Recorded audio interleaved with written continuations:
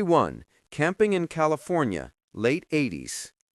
This happened to my parents back in the late 80s. They were in their mid-20s when all this occurred. My parents decided to go camping in cool California. It was quite late when they arrived at the campsite. My mom was sitting down on a log while my dad was unpacking the truck. While sitting, she heard footsteps walking around the campsite, so she went and quietly told my dad she had heard something moving around. They decided to get the hell out of there just in case. They drove about 3 miles down the road with their headlights off so they wouldn't be followed. Once they got to the new spot, they set up camp and began to drink their asses off while listening to a boxing match on the radio. Eventually, they settled in for the night. Now, they don't know for sure that this next event is connected to the first, but they believe it is. They settled in, and my dad was asleep long before my mom. My mom was in that halfway state where you're half awake and half asleep. Suddenly, she heard footsteps outside the tent. She abruptly snapped back to consciousness and listened. She tried waking my dad, but he was way too out of it. She listened for what seemed like hours when suddenly she heard the words, "Here I am, I'm going to kill you," from outside the tent. While saying this, the person ran what she believes to be a knife along the tent. She could hear him walking and dragging the knife. She was literally frozen. She couldn't say anything or move. With her mouth agape, she finally snapped out of it and screamed, "Jim, grab the shotgun and kill that son of a bitch." With that, my dad finally awoke. They heard the snapping of twigs and footsteps and heard the guy running away. Of course, my parents didn't have a shotgun. It was a bluff that actually worked. My dad got up seconds later and began to run after him, but he was long gone. After that, my parents decided they were getting the hell out of there before anything else happened. When they got to their truck, they found out that their tires had been slashed. They were in the middle of nowhere and had no way out with some maniac who wanted to kill them nearby. They actually tried blowing up the tires with one of those things you use to inflate rafts. Obviously, that didn't work, but they had to try, right? About an hour or so later, a ranger who was patrolling the area came along and helped them out. He brought them back to town so they could get their tires fixed. While talking to the ranger, they found out that he had been searching for any suspicious activity due to recent murders nearby. My parents were likely the killer's next victims. I tried to find some of the murder cases online, but was unable to.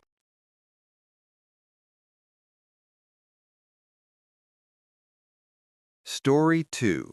The Strange Kids, 2013. I began babysitting at 13 to earn some extra money to spend horribly on embarrassing things like Fall Out Boy CDs. I would almost always work for my dad's clients and get referred by word of mouth.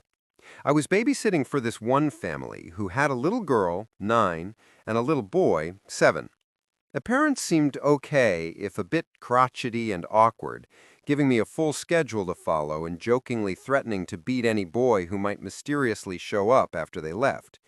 It felt cruel for them to accuse me of knowing a boy, given I basically looked like an overgrown baby with frizzy hair at that age. Almost immediately after the parents had left, the little girl started singing the words, "We're all alone," in a creepy, high-pitched voice. "I know," the little boy chimed in. "Let's play rape." Looking back now, I know the kid probably just heard the term on TV, knew the word was shocking, and said it just for a reaction. I totally bought into it at the time, sputtering wide-eyed and changing the subject quickly. These kids were hell for the next hour. I wouldn't let them watch South Park on the TV because their parents did not seem like the type to allow their precious 7- and 9-year-olds to watch a show like that. As soon as I said no, the little girl said casually, "Oh, that's fine. We'll just go play PlayStation in the family room. Feel free to watch it out here." But I knew exactly where that was headed. I said they could watch any other TV show in the living room while I made them dinner. The parents had left instructions to make them sandwiches. I could handle that. Before I even got out the bread, I heard a massive crash. It seemed like the little girl had broken a glass. Tutting and pissed, but ultimately with no way to punish her, I cleaned it up while these two incredibly weird kids watched with wide eyes. Dumping the broken glass into the trash, I went back to making the sandwiches. I'm a vegetarian, so while the kids had chicken, I made a simple salad for myself. Just as I was finishing, the little boy screamed out in what sounded like an exaggerated scream of pain. Nonetheless, I ran over to the couch in the living room to check on him. "My ankle!" he howled, kind of dramatically, flopping back into the couch. By the way he yelled it, I could tell he was a horrible actor. While I tried to figure out how he had allegedly hurt his ankle, the little girl slipped out of the room. Peripherally, I was aware of this, but didn't really pay any mind. I was focused on this little boy pretending to be in pain. He kept saying, I went to stand, but it hurt too much. I don't know." He kept saying this over and over until his eyes suddenly flicked to just behind me, where I could see the little girl standing with a perturbing smile on her face. And just like that, he was miraculously healed. At this point, I was just thinking these kids were really weird, craving detention a little too much and probably needed more parental involvement. Whatever, I was 13 and that $60 was only 4 hours away. I set out the sandwiches for the two to eat at the dining table. Then I went to get us all soda and returned. After pouring soda for both of them, I realized they hadn't even taken a bite of their sandwiches yet. I asked them what they were waiting for. They smiled, "For you to take a bite of yours." For some reason, I felt like my heart dropped after she said this, and I'm so glad I had the gut feeling to open the top part of the sandwich, because when I did, I saw glass, broken glass, the broken glass that I'd put in the trash. I stared in horror at the two kids staring at me with menacing grins. I lost it, shouting at them, explaining they could have easily injured my mouth. "What's wrong with you two?" Instead of crying or apologizing or pretending to be ashamed or confused, these two little shits began laughing. Not like kids. It was too low. It wasn't that silly, typical kids laugh. It was low and threatening. I'll never forget that noise. My immediate reaction was, these kids are too young to be laughing like that. I called my older sister, cried about what happened, and she came and stayed there with me. We left the house with chills after the parents arrived. I never babysat for those two again. What I can't get past is the level of premeditation that went into sprinkling that broken glass into my sandwich, and the totally remorseless way they responded to me getting upset. They were unlike any two kids I've ever met before.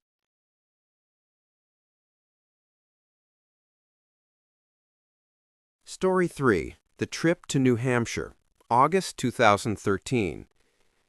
This happened 3 years ago, August 2013. At the time I'm writing this, I'm 25 years old.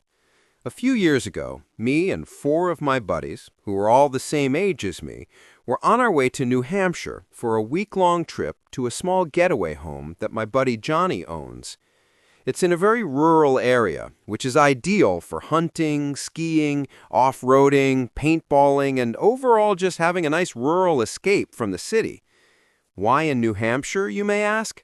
Well, apparently his grandparents owned the land as their own little vacation spot before they passed, and he didn't want to sell it. This was the first time he'd be going up there for a whole year. We had a late start to the day, so we left Massachusetts around 3 p.m., and after making a bunch of stops on the way there, we were finally just about there at about 7:30 p.m. It was starting to get dark now, and the isolated country roads were a bit spooky at this hour. We pulled onto the property off the dirt road, and Johnny slammed on the brakes and said, "Oh my God!" We all looked at the home and saw the front door was open, and Maddie, one of my other buddies, pointed out the flashlight shining around inside the home that we could see through the window. "Dude, we gotta get the hell out of here," I told him. Johnny did something that surprised all of us next. He stepped on the gas, approached the home, and laid on the horn for a good 10 seconds. The lights coming from inside the home went dark, and there was now nothing but a dark, unlit home with the front door open in front of us. Johnny was like, "All right, let's go," as he aggressively left the car, ready to confront whoever was in there. We all followed behind. Johnny ran up the front porch, stormed into the home, flashlight in hand, and started yelling like a maniac. My heart was racing as I entered the home. Johnny told Maddie to run down to the basement with him, while me and the others scouted the main floor. We all used our phones as flashlights. The electricity wasn't turned on yet, of course. Alec checked the kitchen, Amir checked a small bedroom and bathroom, while I checked a master bedroom down by the end of the home. It was seemingly empty, but I was afraid to check any of the closets. I reached out my hand closer to the doorknob of one of the sliding closets, but that's when I heard Maddie and Johnny screaming from the basement. At the same time, the closet door in front of me pulled open with force, and somebody emerged, quickly grabbing me and locking me in a hold. Before both of my friends ran downstairs, I got their attention by yelling, and they came to my aid. They both pulled the guy off of me, and he ran out of the house. We all ran downstairs expecting to find more intruders, but found something much more disturbing. Not only were we greeted to a putrid smell, but we were also immediately greeted to the gruesome sight of 2 dead bodies. Not just clean, unwounded corpses. No, these were bloody, missing limbs. Blood was splattered on the concrete floor. It was the most disturbing thing, no doubt, I have ever seen. We all ran as fast as possible out the house in an effort to find the man who attacked me, but it just wasn't possible. Forests surrounded the house, and it would be pointless. The sheriff's department came to investigate. It became a huge scene with police lines, people taking pictures and fingerprints and everything. The 2 victims were identified as Indian barber shop workers. The cause for the murders is, as far as I know, unknown. I would refer you to Johnny for more information, but I'm not going to invade his privacy and leak his information to strangers like that. When we went home, we didn't speak to each other for about a week. We were all emotionally scarred in a sense, at least for a while. Now it's nothing more than a story to tell.